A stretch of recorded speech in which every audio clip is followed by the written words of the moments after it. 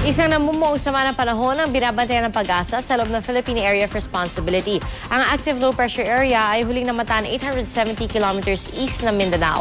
At dahil nasa karagatan, may posibilidad itong maging isang ganap na bagyo. Sa taya naman ng Japan Meteorological Agency, isa na itong tropical depression.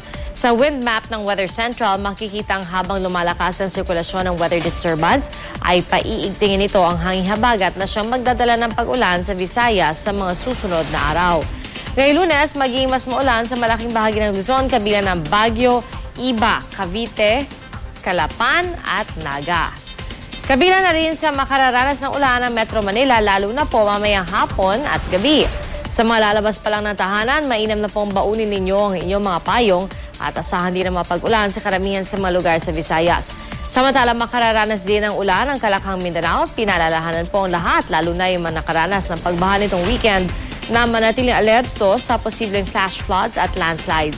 Para sa iba pang detalye, pumunta lang sa GMA News Weather page o sa Facebook page ng GMA Weather. Ito ang GMA Weather I Am Ready, serbisyong totoo ng GMA News.